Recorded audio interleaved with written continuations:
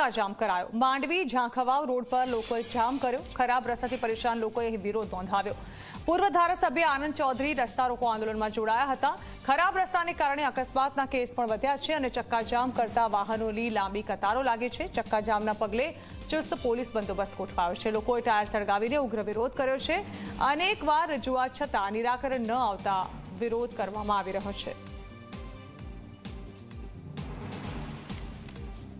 જે રીતે છેલ્લા 3 વર્ષથી આ સરકાર આ માંડવી ઝાંખવાવ રસ્તો જે બિસ્માર હાલતમાં છે, વારંવાર રજૂઆતો કરવા છતાં પણ કોઈ ધ્યાન આપતું નથી। સરકારની દયનીય પરિસ્થિતિ એ છે કે રાજ્ય સરકારનો રસ્તો છે કે કેન્દ્ર સરકારનો છે એ નક્કી કરી શકતા નથી અને લોકો ત્રાહિમામ પુકારે છે। છેલ્લા 2 વર્ષમાં 40થી વધારે એક્સિડન્ટથી મૃત્યુ થયા છે।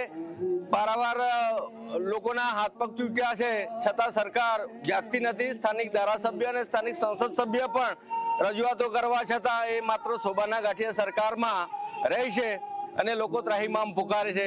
જ્યાં સુધી સરકાર બાંયધરી નહીં આપે ત્યાં સુધી આ રસ્તા રોકો આંદોલન ચાલુ રહેશે।